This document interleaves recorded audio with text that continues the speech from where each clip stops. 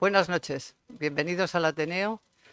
Yo no represento nada de esta organización, simplemente pertenezco al Ateneo, pero el tema que nos ocupa, que es la expedición de Malespina Bustamante, lo estudié en su tiempo, pero vamos, no he investigado sobre él. Darles la bienvenida, agradecerles que vengan al Ateneo, decirles, aunque va a sonar, que apaguen los móviles, por favor. Y, y bueno, recuerden que también al final admitís preguntas, ¿verdad? Sí. Y además la conferencia también se está haciendo en directo por streaming. No quería decir la palabra, pero al final me salió. Y bueno, y doy paso a Gerardo para que sigas, ¿no? Muchas gracias, Asun.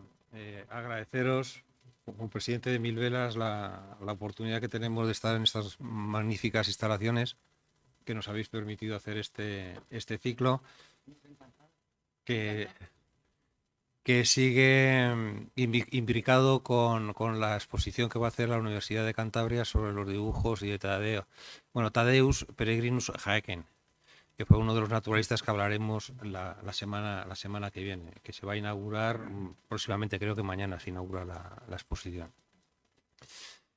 Y luego también hay otro motivo por el cual esta exposición se programó, pero luego se retrasó, que era que hace 14 años en la Universidad Internacional de Méndez Pelayo hicimos un curso que lo dirigió José Luis Casado Soto sobre la expedición. Entonces queríamos, como se cumplían los 10 años del fallecimiento de José Luis, pues queríamos recordar un poco aquel curso.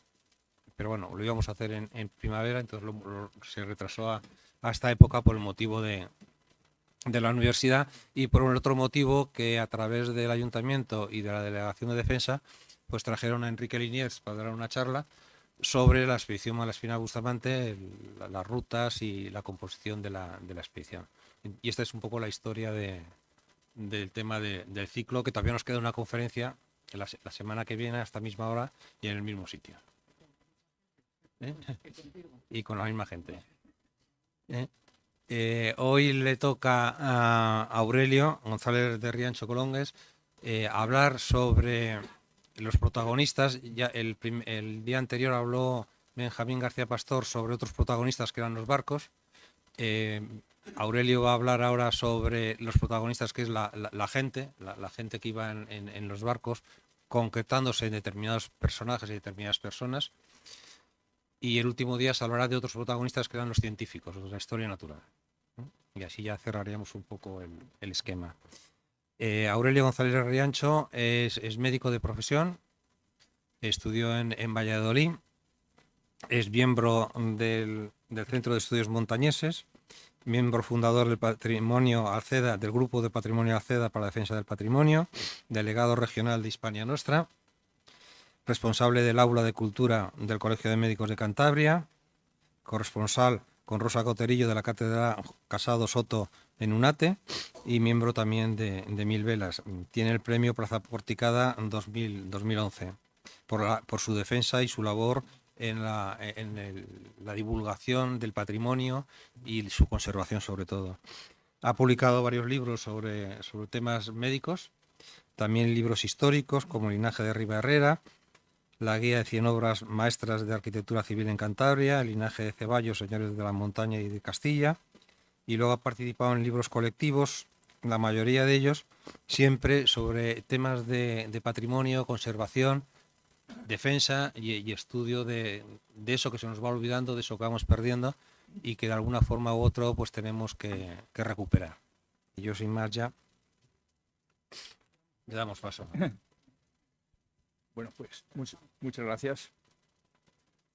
Muchas gracias a todo el mundo por su asistencia en esta charla, como ha dicho Gerardo, sobre otra nueva charla sobre la expedición de Malespina y Bustamante. Se acepta que esta expedición probablemente es la más importante de la historia naval de España, y no solamente de la historia naval española, sino también comparable, y no se queda corta, con las más importantes de Europa, que fueron las de Cook, Bougainville y la Perús. Bueno, también parece lógico pensar que cuando un país organiza este tipo de expediciones, pues cuenta con unas infraestructuras importantes, cuenta con unos navíos, como explicaba Benjamín el otro día, dos corbetas, o las prepara, las construye, dos corbetas fantásticas, una tecnología naval, en fin, es el dueño de los mares de alguna forma, pero además de eso, todo eso no vale para nada si no tiene un personal, unas personas de gran nivel. Y de esto es de lo que vamos a hablar hoy, de los marinos que dieron forma a esta expedición. Y haremos hincapié sobre todo en los marinos montañeses, porque en esta expedición internacional, que como veremos un poquito iba gente de toda Europa, había 4 montañeses nada más entre los marinos importantes, 4 montañeses, hablaremos un poco de ellos. Estos marinos por sí solos tendrían una biografía para dar una charla de cada uno, nada más. Por eso, iré un poco a lo importante y sobre todo a partir de que ingresan en la expedición de Malaspina y Bustamante. Bueno, pues vamos a empezar. Ese siglo XVIII, a grandes rasgos, había un equilibrio entre las grandes potencias continentales, que eran Austria, Prusia, Francia y España. Y se iniciaba ya un poquito en la hegemonía marítima, sobre todo de Inglaterra. Como hitos importantes, pues es la independencia de las colonias inglesas, la Revolución Francesa y los primeros movimientos independentistas de las provincias de ultramar españolas. No me gusta llamarlas colonias, eran provincias de ultramar en todos los sentidos. Bueno, en España se acababan los Austrias, había acabado la dinastía de los Austrias y tras una guerra dura, la guerra de los 10 años, que duró 13, pues fue elegido Felipe V de Borbón en 1713 y continúan Fernando VI y Carlos III. En esta época de Carlos III es cuando se produce la expedición. Bien, también es un siglo que en Europa es conocido por el siglo de la razón. La Ilustración entró con todas sus fuerzas en todas las áreas sociales y científicas de la Europa, y los ilustrados creían que la razón estaba por encima del dogma. Y todo lo analizaron, todo. En ese contexto, en España, ese siglo XVIII, pues fue muy bueno. Solamente hay que pensar, y ahí he puesto un listado, que se crea la Biblioteca Nacional, la Real Academia Española, la Academia de la Lengua, la Academia de Medicina, la Academia de Historia, la Academia de Bellas Artes, el Jardín Botánico, la Lotería Nacional.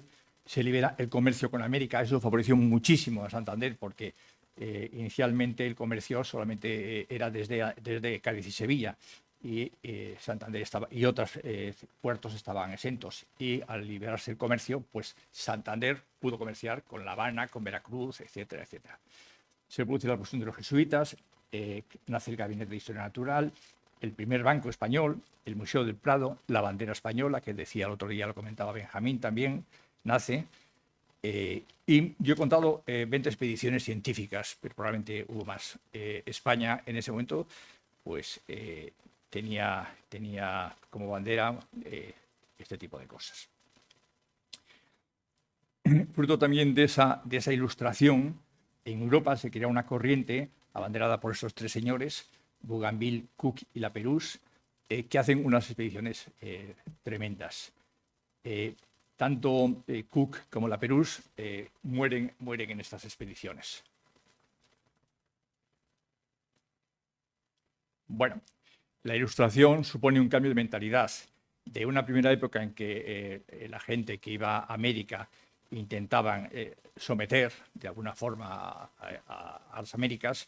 Bueno, pues en los marinos ilustrados lo que querían era conocer y divulgar. Cambio de la mentalidad. Bueno, he puesto un listado aquí de varios exploradores ilustrados europeos. No voy a hablar de ellos, pero realmente cuando se leen las biografías de estas personas es tremendo. John Byron, por ejemplo, es el abuelo de Lord Byron.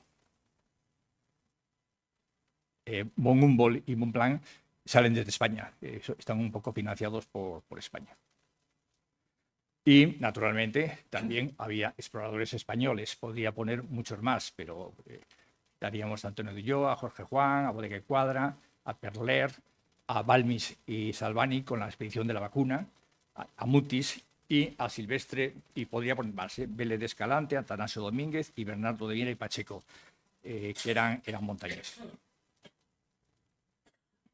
Bueno, esta historia que voy a contar ahora empieza cuando se conocen estas dos personas, Alejandro Malaspina y José Joaquín Bustamante y Guerra.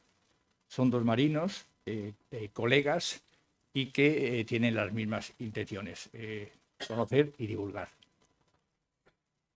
El retrato que se ve de Bustamante, he tenido la fortuna de conocerle hace poco, es de la familia Bustamante, y cambia totalmente. Luego vamos a ver el retrato clásico que teníamos de Bustamante y Guerra, y realmente esto es una maravilla. Probablemente son las primeras personas que lo ven, este retrato. Y es de la familia, repito, Bustamante. Viene desde Cádiz. Bueno, me interesa mucho este concepto. Esta expedición tradicionalmente se la conocía como la expedición Malaspina. Bueno, estas son las cosas que pasan a veces en la historia, que algunas de las personas pues, son olvidadas o maltratadas. El proyecto se llama Viaje Político Científico alrededor del mundo al mando de los capitanes de navío Alejandro Malaspina y José Bustamante. En 1788, desde Isla de León, escriben ambos una carta a Antonio Valdés. Nada más voy a leerlo subrayado porque es un poco larga. Desde 20 años a esta parte, las dos naciones, inglesa y francesa, con una noble emulación, han emprendido estos viajes en los cuales la navegación, la geografía y la humanidad misma han hecho muy rápidos progresos. Pim, pim, pim. Bueno, al cumplimiento de estos objetos se dirige particularmente el viaje que se propone, siguiendo las trazas de los señores Cook y La Pérouse. Bougainville justo en ese momento estaba navegando. Continúan diciendo que esa expedición pues, tendría diferentes partes, una parte pública que comprenderá, además del posible acopio de curiosidades para el Real Gabinete y Jardín Botánico, toda la parte geográfica e histórica, la otra reservada que se dirigirá a las especulaciones políticas. Bueno, en definitiva, ellos tratan de... Ahora lo contaré. Perdón por el lapsus. Pero un viaje hecho por navegantes españoles debe precisamente implicar otros dos objetos. En uno, la construcción de cartas hidrográficas para las regiones más remotas tal, y la otra, la investigación del estado político de la América. Entonces, tienen dos intenciones. Acaban los capitanes de fragata, don Alejandro Malaspina y don José Bustamante y Guerra, deseosos de emplear todas sus faenas en el servicio del Estado, se ofrecen a la ejecución de este plan lisonjeándose que concurrirán a dirigirlos para mayor acierto no solo a la ilustración e implementación del gobierno, sino también cuantas noticias puedan facilitar los particulares, así del continente nuestro como de todas las Américas. Es decir, una cosa que es sagrada es que esta expedición la hicieron los dos. Que probablemente Malaspina adquirió un liderato intelectual porque Malaspina era un personaje tremendo, bien, pero esta expedición cada uno tenía su parcela y la hicieron los dos. Durante mucho tiempo se le llamaba la expedición Malaspina. Afortunadamente ahora hablamos de la expedición Malaspina-Bustamante. Bueno, entonces, totalmente de acuerdo con Benjamín, que decía el otro día, escriben al secretario de Estado, al ministro de Marina de aquella época, Antonio Valdés. Entre octubre, o sea, la carta es en septiembre, en octubre les contesta diciendo: ha merecido la aceptación del rey el proyecto de dar la vuelta al mundo. Es decir, en un mes el rey, o más bien Antonio Valdés, les da el adelante. Benjamín decía el otro día que era el tercer miembro de la expedición, seguramente. Antonio Valdés es un tipo sensacional. Bueno, vuelvo a repetir, había unos objetivos científicos como la cartografía y derroteros fiables, estudio de la gravedad, sorprendente el estudio de la gravedad, se trataba de saber si la Tierra era redonda o no, estudio de las gentes, etnología, estudio botánico y zoológico y documentación visual, dibujos. Había unos objetivos políticos muy importantes, estado de los puertos, situación del comercio y de la construcción naval, capacidad defensiva y ofensiva. Había que saber qué pasaba allí. Análisis del sistema de gobierno e interacción con otras naciones interesadas en América. Se prepara la expedición de una forma tremenda. Tanto Malaspina se ocupa de unas cosas y Bustamante de otras, pero hablan con la gente más importante en ese momento de Europa, con academias científicas, con los médicos expertos sobre todo en escorbuto, con las personalidades internacionales, en fin, se documentan de una forma tremenda. Y se construyen los 2 barcos que hablaba el otro día en el arsenal de la Carraca. También se pretende tener una marinería y unos marinos importantes y se quieren que sean voluntarios los 2. Este es un listado no de todos, pero de casi todos los marinos que navegaron en esa expedición. Todos tienen una biografía tremenda. Bueno, aquí vemos a Malaspina, Dionisio Alcalá Galiano, un héroe de Trafalgar, murió en Trafalgar, un personaje interesantísimo. Cayetano Valdés también fue herido en Trafalgar y no murió, pero también un personaje interesante. Bustamante y Guerra. Este es Espinosa y Tello. Felipe Bauzán, que tiene relación con Santander, lo veremos luego. Juan Benassi, todavía era niño Fabio Liponzoni y Viana. Todos estos escribirán diarios del viaje que serán confiscados, como veremos luego, por Godoy. De cualquiera de ellos podíamos estar hablando una charla. Bueno, no lo vamos a hacer porque nos vamos a dedicar a estos otros personajes que son los que eran montañeses. Antonio Toballa Redondo, del cual no tenemos un retrato, pero yo pienso que es el más bajo de los que está aquí. Juan Antonio Gutiérrez de la Concha, un personaje interesantísimo que le veremos, y Ciriaco de Ceballos Bustillo. Nos vamos a detener un poco en estos personajes. Bueno, también citaré aquí que hablará Gerardo el próximo día de los científicos Pineda, Luis Ney y Tadeusz Hanke. La anécdota de Tadeusz Hanke se la voy a dejar porque es espectacular, la cuento siempre, pero no la voy a pisar la cosa a Gerardo. Alguien preguntaba el otro día qué marineros montañeses había. Pues yo he encontrado estos: José Bravo, Benito de Castro, Miguel Albó, Pedro del Campo. Este muere muy poco tiempo al empezar el viaje. José Palacios, Juan Corral, Miguel Albó, Miguel Rascón, Francisco Toral y Francisco de Paz. Hay artistas y dibujantes que también hablará, me imagino, Gerardo. Son unos dibujantes magníficos, hacen unos dibujos de todo lo que ven, de las costumbres, de las gentes, de las ciudades, tremendas. Muchos de ellos son las primeras imágenes que se tiene, por ejemplo, de Buenos Aires o de Guayaquil. Son las primeras imágenes que se tienen. Llevan en cada barco un médico y un capellán. Bueno, vamos al grano, que es lo que los marinos ilustrados de la expedición. Bueno, para ser marino profesional en aquel momento, había que tener una preparación tremenda. Se ingresaba como guardiamarina. Para ingresar como guardiamarina, la primera fue en Cádiz, se ingresaba con 13 o 14 años. Los estudios que tenían eran tremendos, probablemente pocas profesiones eran tan especializadas. Había 2 años teóricos, tenían estas asignaturas: aritmética, geometría, trigonometría plana, cosmografía, navegación, artillería, maniobra, esgrima, danza, dibujo, construcción e idiomas, francés e inglés.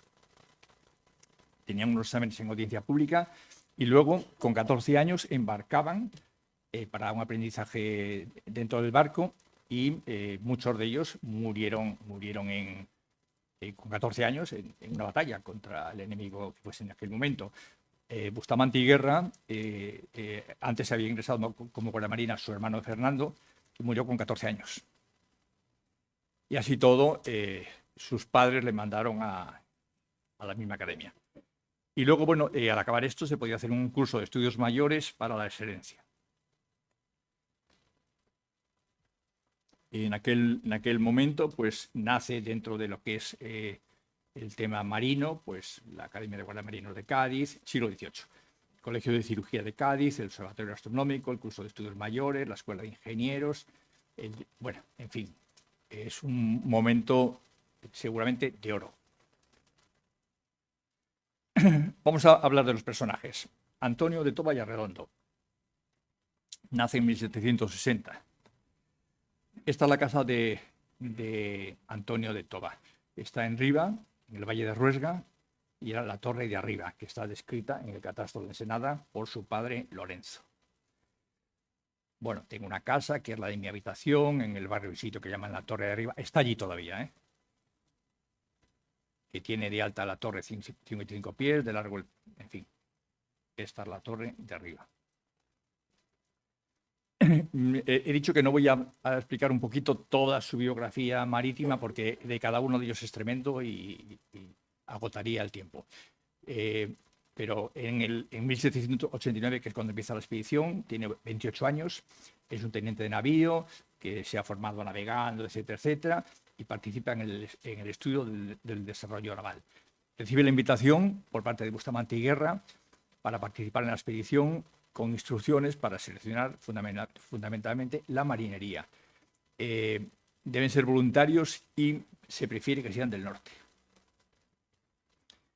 Viajará siempre en toda la expedición como segundo comandante de la Atrevida.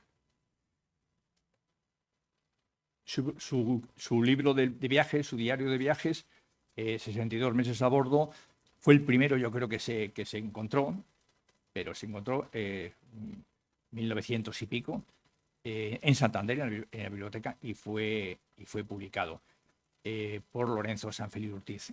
O sea, hay que pensar que el viaje se publica en 1943. Hasta entonces no existió. Dentro de la expedición, pues participó en muchas historias. A un Abra le bautizaron como Valle de Ruesga, que su pueblo está en el Valle de Ruesga. Esto es una imagen en el puerto. Van buscando el paso del noroeste y no lo encuentran, y le dan un nombre, el Desengaño, Puerto del Desengaño. Acaba la expedición y alterna diferentes destinos, algunos de ellos en la Comandancia Naval de Santander y en la de Bilbao. Participa todavía en algunas misiones de guerra, pero su máximo protagonismo lo alcanza con las guerras napoleónicas. Está en la Comandancia Naval de Bilbao, se integra en la Junta de Gobierno y Guerra de la Villa de Bilbao y procuró incordiar todo lo que pudo a las tropas francesas. Escondía papeles, se llevó armas en un barco a Asturias, en fin, intentó conseguir que el tema de la invasión francesa, pues hostigarla. Fue denunciado. Este es el documento en el que le denuncian junto al brigadier Antonio María Estrada y a don Joaquín de Zarauz. Son tres sediciosos en aquel momento y son encarcelados.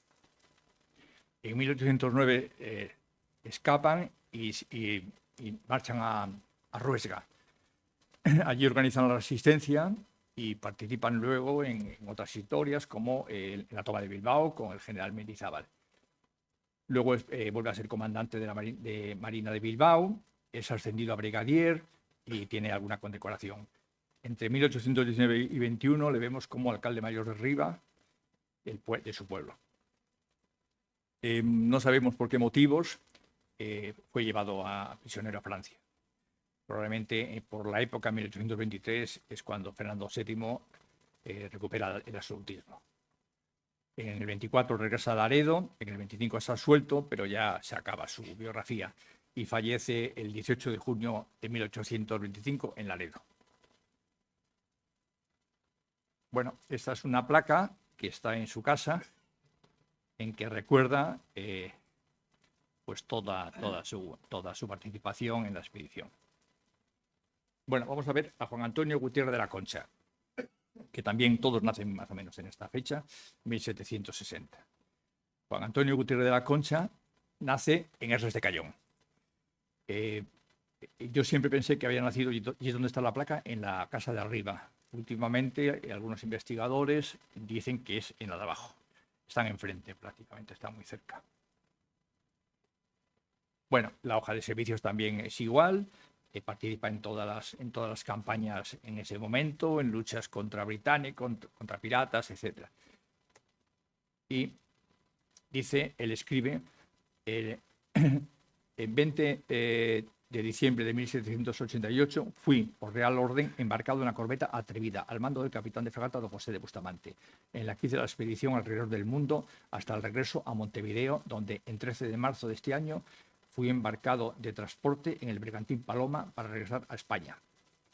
Él va contando también las cosas en las que participó, que era encargado de astronomía, que era un marino científico, algunas comisiones que le encomendaron, como en Buenos Aires, en la Patagonia. Esta es una imagen en la Patagonia. Y todos tienen muchas cosas que se pueden contar. Este es un dibujo que he puesto en Mulgrave, que Mulgrave está prácticamente enfrente de Canadá, en la costa americana. Tienen un altercado con los nativos, de tal forma que bueno, están a punto de organizarse allí una batalla campal y consiguen no disparar un solo tiro y amedrentar a los indígenas. Hay que pensar, que ahí se ve en la imagen de abajo, que es una imagen muy parecida, esa es la muerte de Cook. Así muere Cook. Estos viajes tenían unos riesgos, entre otros este tipo de cosas. En 1794 tiene una licencia en Esles, en su pueblo, para recuperar la salud, porque en ese escrito decía que venía enfermo. Se le nombra director del depósito hidrográfico y en el año 1803 tiene destinos en Montevideo, en América, y va en la fragata Astrea. Ya nunca más volverá a España. Allí se le nombra comandante del apostadero de Barragán, en Buenos Aires, más adelante gobernador de Córdoba de Tucumán, que es todo esto que es marrón. Era un distrito muy grande. Hay que pensar que Buenos Aires está aquí. Y casa en dos matrimonios, el primero con Rosa de Aguirre, que muere ella sin tener hijos, y el segundo con Petra de Irigoyen, de los cuales tienes 4 hijos, 2 de los cuales son personajes que tienen biografías. Manuel Gutiérrez de la Concha, marqués del Duero, y José Gutiérrez de la Concha, marqués de La Habana. Son 2 personajes interesantes. La historia de Gutiérrez de la Concha va a acabar en Buenos Aires. En junio de 1806 hay la toma de Buenos Aires por los ingleses, por la escuadra del almirante Popham y del general Beresford. Prácticamente Buenos Aires es inglés un mes, porque al mes siguiente, desde Montevideo, más bien desde Colonia, en Uruguay, Santiago Liniers y Gutiérrez de la Concha parten del apostadero de Buenos Aires y reconquistan, en un mes, reconquistan Buenos Aires.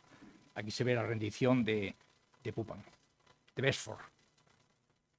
El de pelo blanco es Liniers, antepasado de Enrique, que ya ha estado dando la charla aquí. Al cabo le mando un saludo, que lo estará viendo.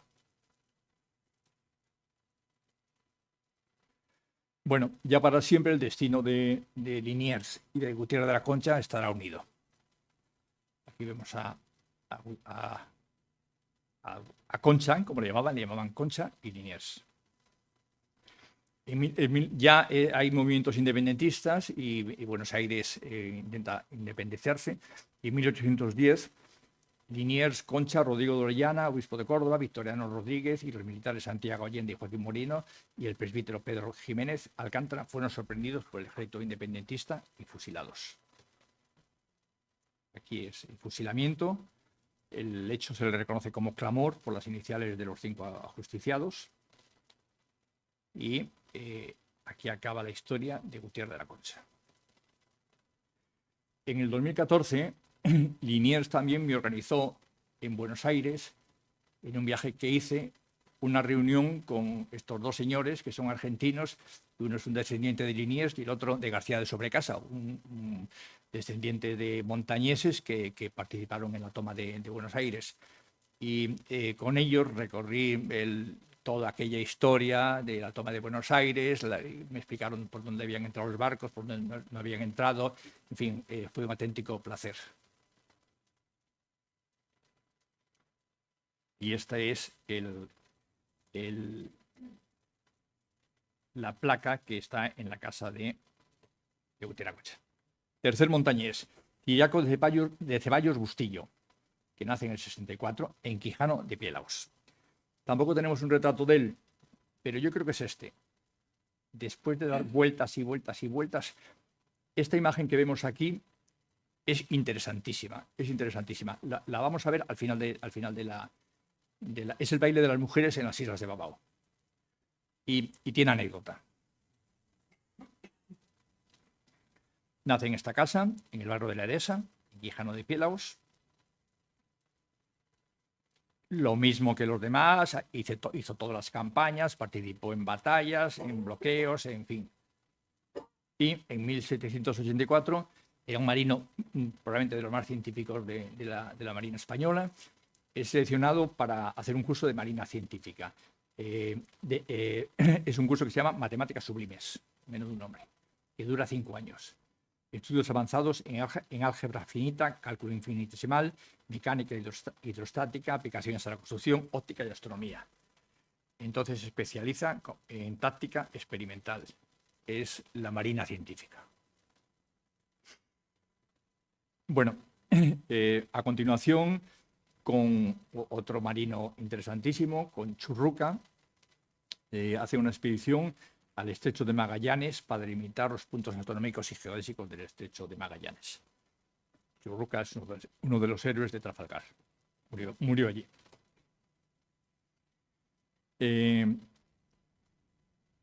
Cuando vuelve, también vuelve enfermo, porque aquellas expediciones debían ser tremendas, y es invitado por Bustamante para participar en la expedición.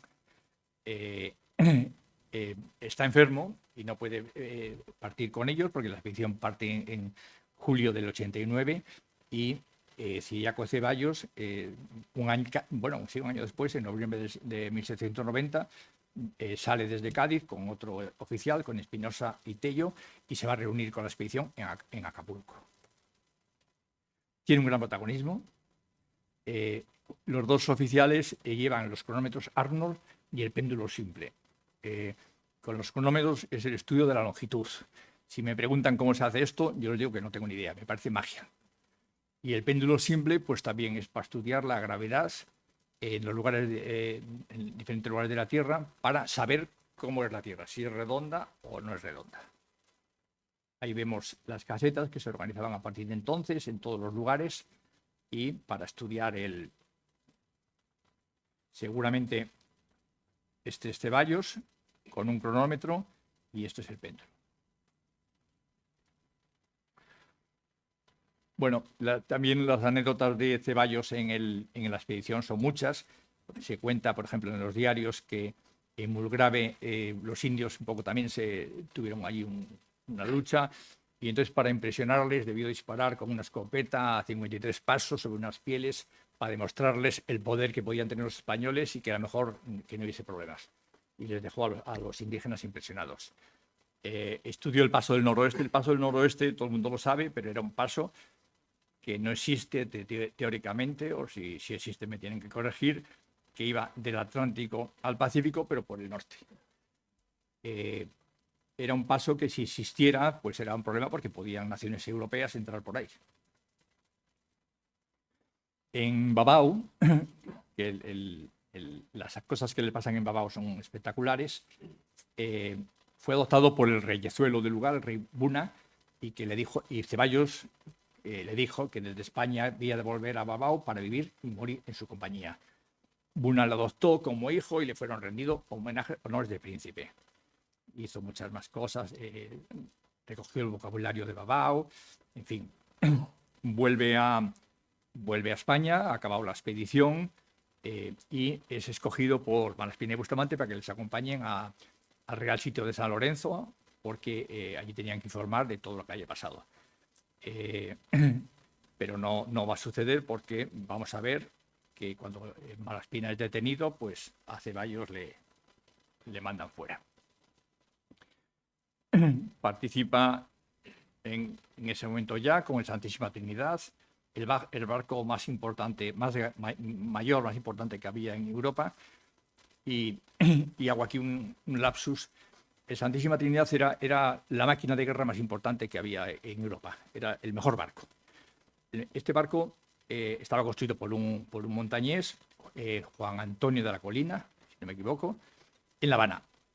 Es decir, los mejores astilleros probablemente que tenían en España estaban en La Habana. Esto va en contra de algún mensaje populista que se pretende decir que, bueno, que nosotros estábamos allí, o los españoles estaban allí, pues intentando sacar el dinero. Santander tenía un astillero y le quiso recuperar. Le dijeron que no, se hacían los barcos en La Habana, entre otros sitios. Y se hizo el barco más importante. Bueno, luego está agregado con otro personaje interesante, con Gravina, en París,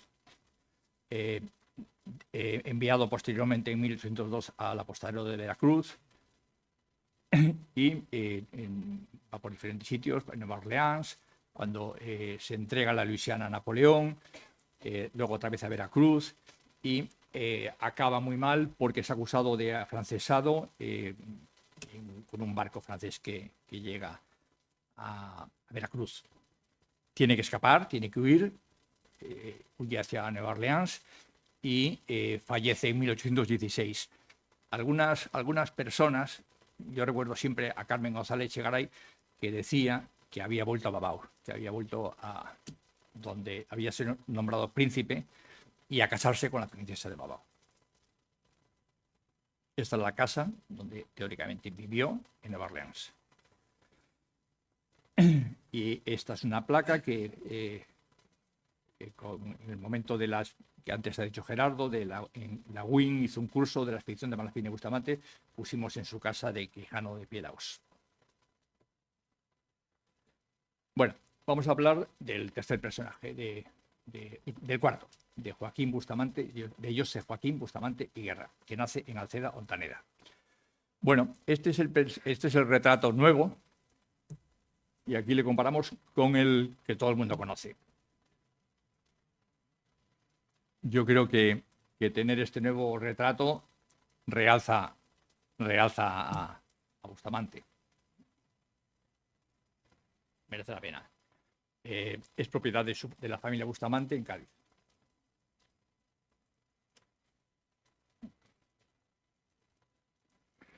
Nace en esta casa, aunque también puede haber nacido en otra casa del mismo pueblo de Montaneda, en el Paseo de la Ave María. En esta casa, o esta es la casa al menos familiar. Y lo mismo que los demás, pues navegó por todos los mares, tuvo enfrentamientos, en fin. En 1788 conoce a Malaspina y ahí nace la expedición. La expedición sale de julio, el 30 de julio de 1789 de Cádiz. Y un ligero recuerdo de la expedición es la Flecha Negra, sale de Cádiz, recorre el Atlántico americano, da la vuelta por el Pacífico americano, sube hasta prácticamente el Polo Norte, en la zona de Canadá, Nootka, en fin, llega hasta aquí. Quieren encontrar un paso que comunique, no lo encuentran y volverán para recorrer el Pacífico a las Islas Guam, a Filipinas, llegarán a Australia. Aquí probablemente les dicen que España ha entrado en guerra con Francia y que entonces que es mejor que no continúen por el Índico, que vuelvan por el Pacífico y retornan por el Pacífico.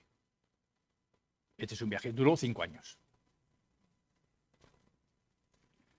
Llegan a Cádiz el 21 de septiembre, en diciembre ya están en Madrid, son recibidos con honores, llegan a los reales sitios, Malaspina, Bustamante, Valdés y Ceballos. Son los encargados de aportar toda la documentación.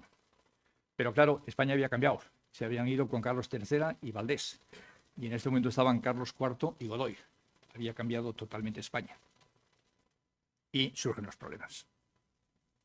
Sobre todo Malaspina es el que más se queja. Hay un protagonismo absoluto de Godoy. Se entregan algunos informes de la expedición, se hacen intentos de publicar el viaje, están allí tiempo y tiempo, participan en tertulias con otros personajes importantes, con Revillagigedo, con el duque de Alba, con Antonio Valdés otra vez, en fin, se resume todo en que Malaspina escribe a un amigo italiano y le dice: Dios mío, ¿cómo ha cambiado España? Envían un informe político de cómo están las provincias ultramarinas, análisis de un sistema decadente y de una administración aparatosa e ineficaz, necesidad de una armonía entre la economía colonial y la metropolitana, informe del espíritu de independencia que estaban haciendo, en fin, propuesta de una nueva relación con las colonias. Y también hablan de la paz con Francia. Creen, y sobre todo es Malaspina el que lo defiende, que el enemigo natural de España no es Francia, que es Inglaterra, y que tiene que hacer la paz con Francia. Bien, esta es la respuesta de Godoy. La letra está mala como su sustancia, y está tan falta de principios y moderación en sus ideas que me precaveré de enseñárselo a los reyes, por no hacer perder el concepto a un oficial, y que como cosa suya le diga a Malaspina que queme los borradores si los tiene y guarde perpetuo silencio sobre todo. Bien, esta es la respuesta de Godoy. Malaspina pretendía hacer la paz con Francia, no lo consigue, pero sin embargo el 22 de julio de 1795 vuelven a hacer la paz con la paz de Basilea, Francia y España, y Godoy es nombrado príncipe de la paz. Poco después, Malaspina es encarcelado.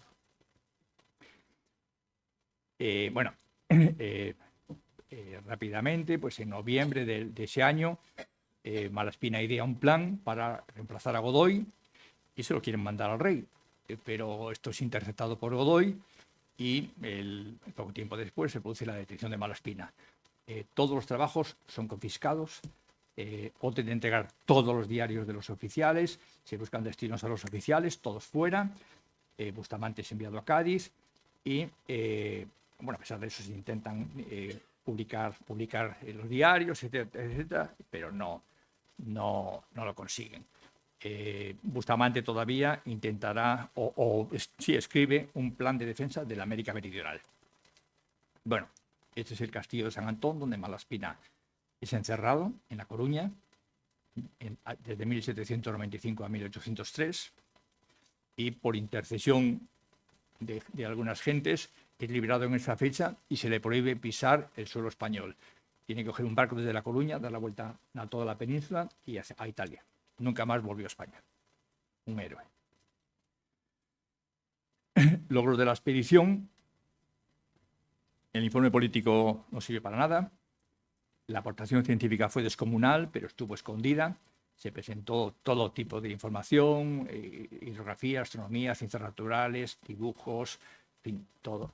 Y no estuvo, algunas cosas se publicaron, pero la mayoría pasó desapercibida, estuvo guardada, hasta que en el año 1885, hay que pensar que estábamos hablando de 1805, un teniente de navío, curioso, Pedro Novoy Colson, descubre todo aquello y hace la primera publicación. O sea, han pasado pues casi 80 años. Por lo tanto, la expedición de Malaspina y Bustamante, desgraciadamente, no existió.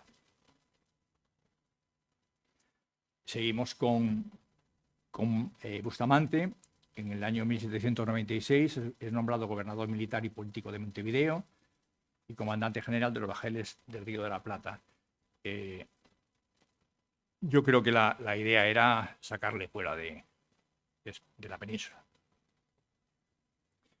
Tiene un plan de defensa de la América Meridional, que no le voy a leer. En fin, tiene un plan que le lleva a cabo. Se casa en 1798 con María Pilar de Aldor y Villavicencio, hermano de la condesa de Bureta. La condesa de Bureta es una de las heroínas de Aragón en la defensa, en la lucha contra los franceses. Tiene muchísima bibliografía, la condesa de Bureta.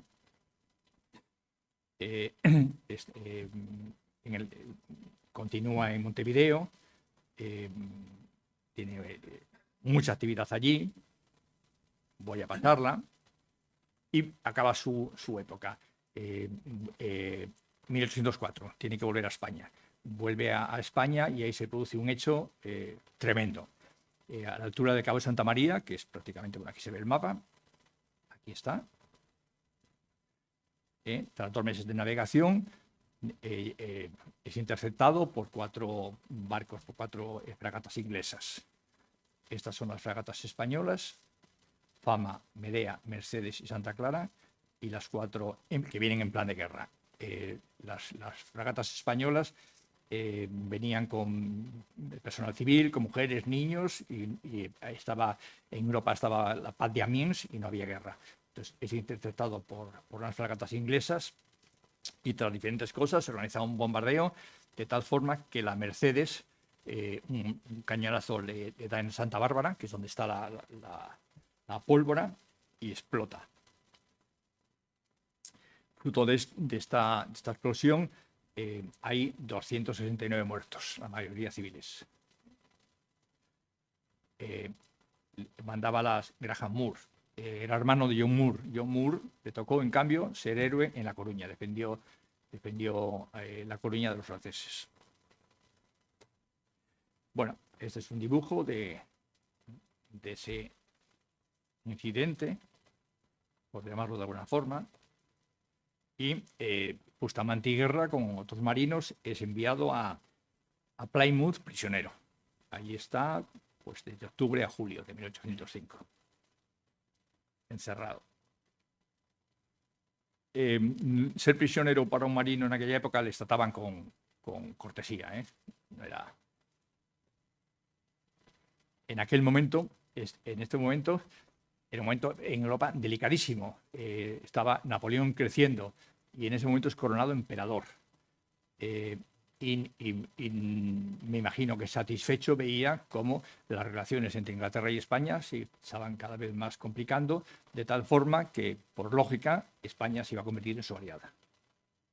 Y así fue, porque tras diferentes conversaciones entre William Pitt y Pedro de Ceballos, también montañés, que era el ministro de Estado, España declara la guerra a Inglaterra. Napoleón, aquí le vemos aquí arriba, pues estaría satisfecho viendo esta situación. Y la consecuencia de esto es Trafalgar. He puesto esta flecha aquí para señalar un barco que se llama el Montañés.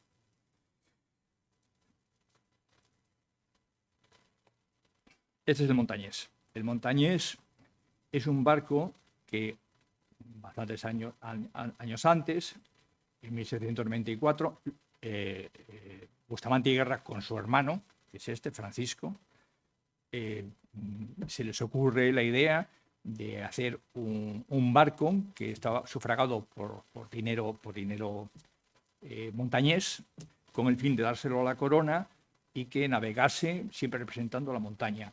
El montañés tenía en la proa un montañés. Este barco es un gran barco y tiene una biografía tremenda. Bueno, pues este barco estuvo en la batalla de Trafalgar y allí murió otro montañés, Alcedo y Bustamante. Una de las condiciones es que tenía que estar mandado siempre, al menos en tiempos de guerra, por un montañés. Y le tocó Alcedo. Bueno, sigue la biografía de Bustamante, se niega a jurar fidelidad a Bonaparte y escapa disfrazado de monje a Cádiz. A partir de ahí se le manda a Guatemala en una época de gran actividad independentista. Hay un tratado de Timothy Hawkins que le pone fatal. Bueno, esa era una época en que me imagino que sería muy complicada. Regresa a España, le toma su puesto en la Junta de Indias, tiene condecoraciones y se le nombra director general de la Armada. Era el puesto más importante en la Armada. Fallece en Madrid el 10 de marzo a los 66 años. Hay que tener en cuenta que el diario de Bustamante y Guerra se publica en 1999 por Dolores Higuera, que ha dado una charla en el Ateneo hace un mes y medio. O sea que hasta 1999 el diario general de viaje de Bustamante y también el de Malaspina no se publican. un diario precioso. Los publicó el Museo Naval de Madrid. Bueno, hay una historia aquí muy desagradable. Muere en 1825. Un año antes se producen los fusilamientos de Torrijos y de Riego y todo esto por ser liberales. Es la vuelta del absolutismo de Fernando VII. Y un sobrino de Bustamante, hijo de su hermano, de Francisco, fue fusilado en Almería el 24 de septiembre de 1824, por ser liberal. Por ser liberal. Los colorados los llamaron. Aquí hay algún Bustamante descendiente del fusilado, que le llamo yo. Bueno, esta es una placa que se puso a propósito de la reunión que hicimos con la UIN, de los hermanos Bustamante, en el Ayuntamiento de Corbera de Toranzo. Voy a hablar de otro marino, nada, un minuto, que tiene mucha relación con Santander, Felipe Bauzá y Cañas, mallorquín. Vale.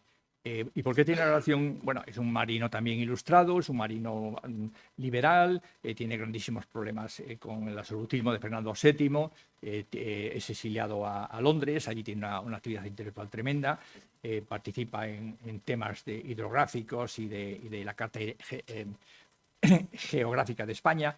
Bueno, ¿y por qué tiene relación con Santander? Porque es el constructor, el proyecto del faro de Caumayor. Y acabo. Vuelvo a la diapositiva que vimos antes. Esta diapositiva es el baile de las mujeres en Babao. Babao está en el Pacífico. Es una diapositiva que a mí me encanta. Se ve a las mujeres bailando y a los marinos y marineros encantados. Vale. Bueno, como esto no existió, pues nadie lo sabía. Trevor Howard, probablemente en 1962, cuando hizo la película Rebelión a Bordo, sí lo había visto.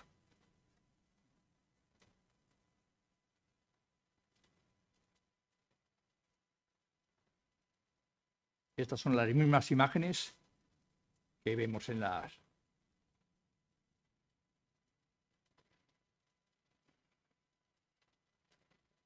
Y ahí vemos a Marlon Brando.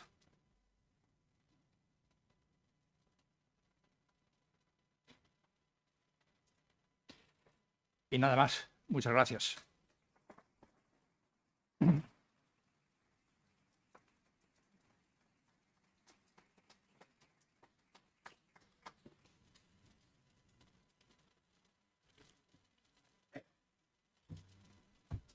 Muchas gracias, Aurelio, por este magnífico repaso y exposición sobre los marinos cántabros en la expedición de Malaspina y Bustamante. Y abrimos un turno de preguntas. La primera charla se nos preguntó de cuántos marinos. Sí, 10. Y les dijimos, pues vuelvan ustedes el próximo martes que se lo contamos. Sí.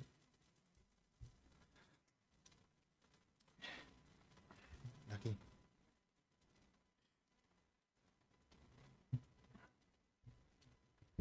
Sí, yo pregunté lo de los marinos y por lo que nos ha contado, los más importantes, Tobar, Gutiérrez de la Concha, Ceballos iban en la Atrevida con Bustamante. Todos iban en la Atrevida. Eso es la pregunta. Los 4. No, pero el resto de marineros cántabros también iban en la Atrevida. No lo sé. Bien, y segunda pregunta, igual he entendido mal, pero entre lo que se les pedía a los oficiales es que supieran danza. Sí, los guardiamarinas hacían danza, sí. Eran las normas, bueno, pues porque el ser guardiamarina pues era una persona ilustrada con un comportamiento social interesante y tenían que estar pues en París o en Toba o en Ruesga, depende de donde les tocase, sí. Era educación. ¿Sí? Y francés e inglés, sí. Claro, en aquella época probablemente era una educación privilegiada.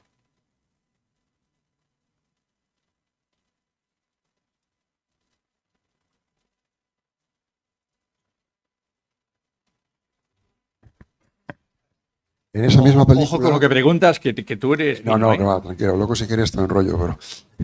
En esa misma película se ven los inconvenientes de no atender en clase de danza, porque el comandante de la Bounty pasa un mal rato porque tiene que bailar ahí y no sabe bailar, hace ridículo. ¿No os acordáis? No lo habéis visto. No. Sí, hombre, hace el nabo perfectamente. O sea, es una situación, además es Marlon Brando se ría a carcajadas del comandante, pues, baila muy mal. O sea que sí. En la película. En la película, sí, os la recomiendo. Hay 3 películas sobre la Bounty. Sí. Hay 3. La última sí. es la más realista, que es un pobre hombre, el comandante, no es el tirano que sí, pintan. Yo es creo un pobre que la he hombre. visto esa, sí. Sí, sí. Bueno, pero esta es la del medio. Sí. Pues te digo que lo de la... Sí, esta es la del medio. Sí, es la del medio. Y hay un anterior que ya el comandante es un ser irreal ahí, demoníaco y bueno. Sí.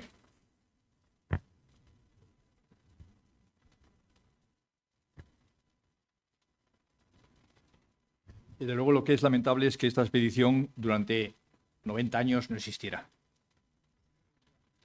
No existió.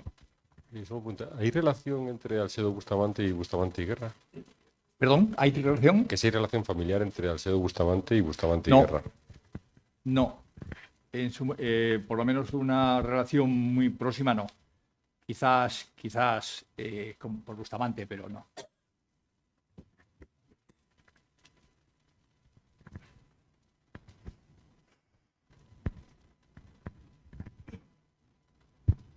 Gracias. A mí me llama la atención cómo cuando termina la expedición cada uno se va por su lado, Malaspina va por un lado, Bustamante por otro. Tienen una suerte completamente distinta.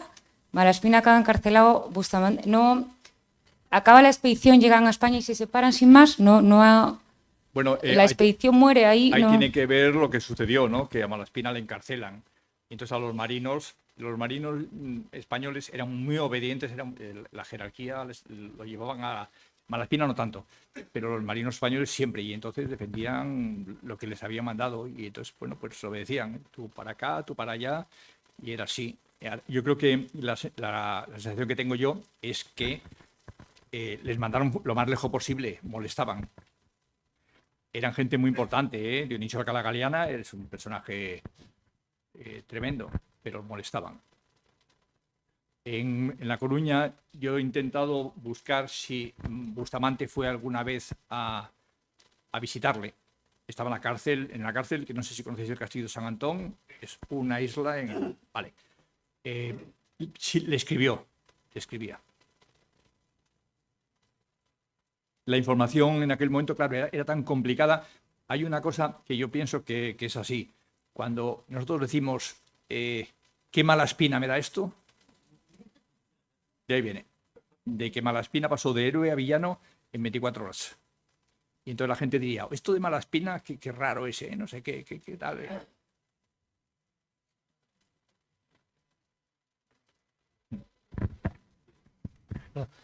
Quería saber si estos barcos llevaban rol. Y si llevaban rol, si se han conservado estos roles. ¿No? El rol de navegación. Pues sí llevarían. No te veía. Pero no hay esa información. Hay muchísimos trabajos publicados, o sea que a lo mejor habrá algunos. Yo creo que hay un listado de toda la tripulación, ahora no lo recuerdo. Sí. Y los diarios del Museo Naval de Madrid son fantásticos. Allí tienes todo lo que quieras. El rol es un asunto más bien mercante, civil. Los barcos de pesca, los barcos mercantes llevan rol. Los barcos de guerra, lo que yo recuerdo, llevan el libro matriz. Un libro matriz donde se anota quién embarca, cuánto desembarca, todo. Se puede reconstruir, si conservas el de toda la vida del barco, reconstruyes quién pasó por ahí perfectamente. Es lo mismo. Sí. Solamente que el rol, además, en un barco mercante, el rol, además, tiene más que la lista de la gente. Tiene certificados, tiene simplifica mucho los trámites administrativos. Y una foto del barco, que es muy interesante, cuando se investigan barcos de hace 100 años, si consigues dar con donde están guardados los roles, aparecen fotos que pasman a la gente.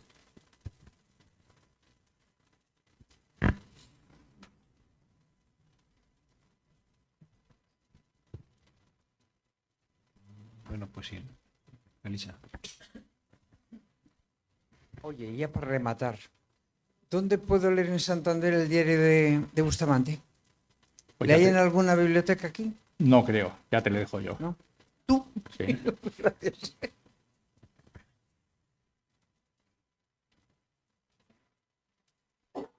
Hay una cuestión, Aurelio, que yo no sé si lo tienes tú claro el tema. Hay que darse cuenta que Malaspina y Bustamante son capitanes de navío. Digo, de fragata, cuando Sí. se embarcan.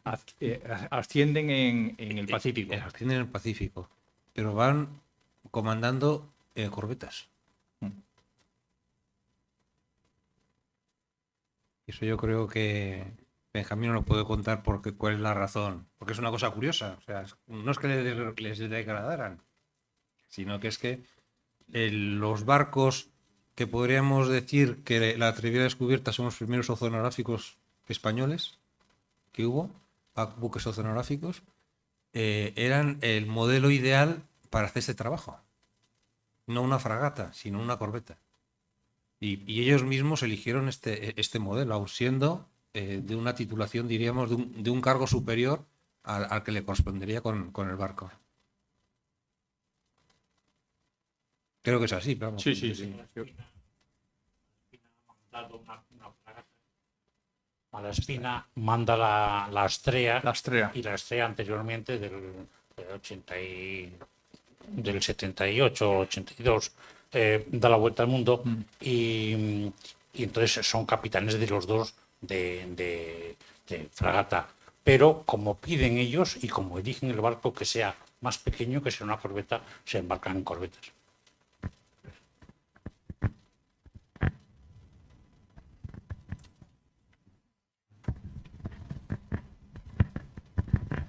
Hola, buenas tardes.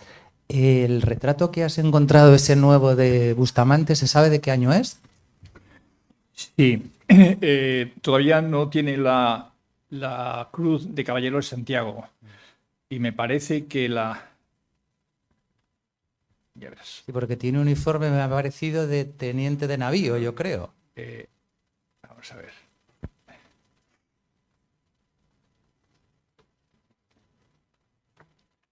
Mira, él... Ah, se ha perdido. Vale.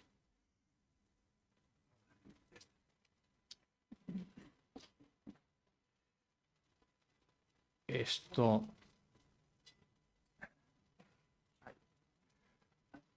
Ah, vale. Ahí está. En esto. Esa. Sí, ahí le veis. Aquí se le ve. Y aquí, bueno, voy a ir mejor a esta para que se le.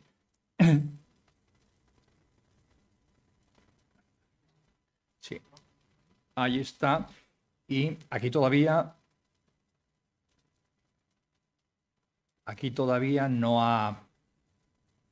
no es Caballero de Santiago. Aquí sí.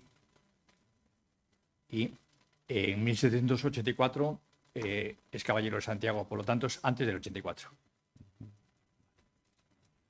Sí, porque se le ve que es jovencísimo, de joven. 20añero o un poco más, ¿no? Sí, claro.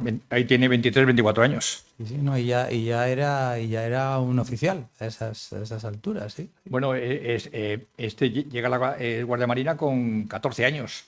Con 16 años ya es teniente de... ¿Cuál es el primer empleo que tienen los alférez de... Sí, el primero. O sea, que son oficiales con 17 años.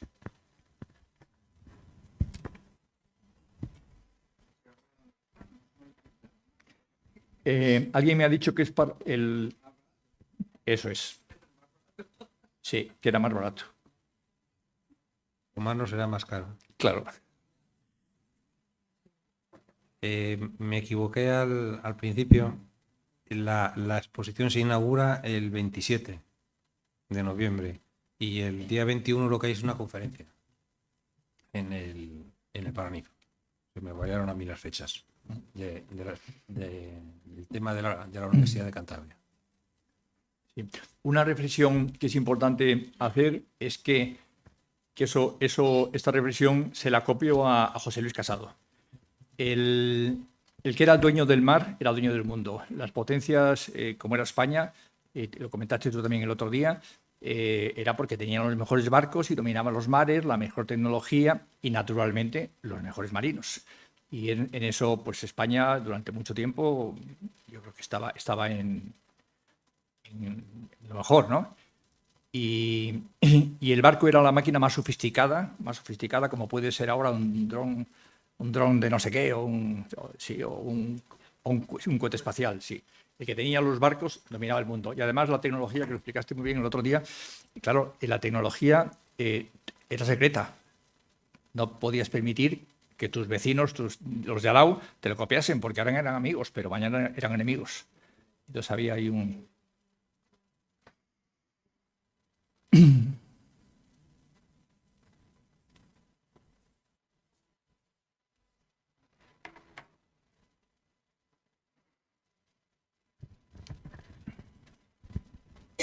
Lo que es extraño es que a la caída de Godoy no se hubiera rehabilitado a este hombre, ¿verdad? A Malaspina. Claro.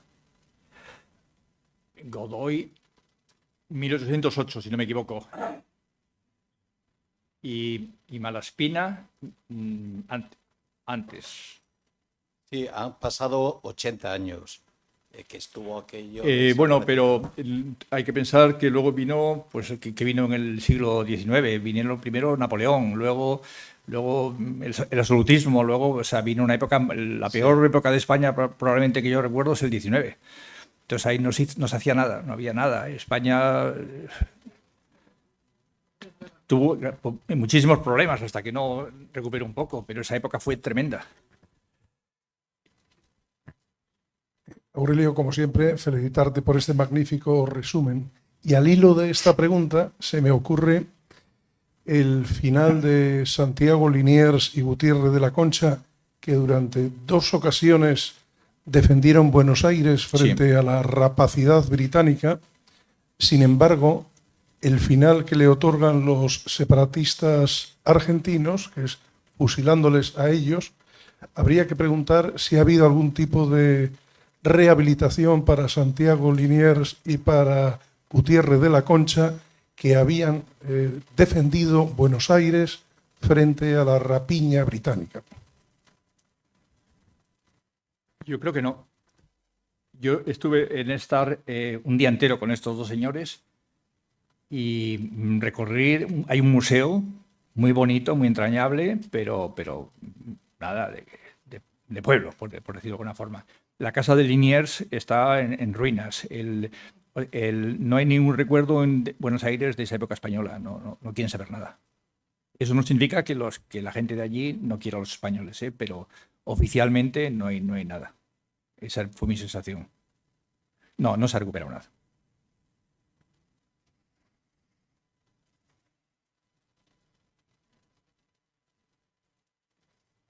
No hay ninguna cuestión más que quieran aclarar.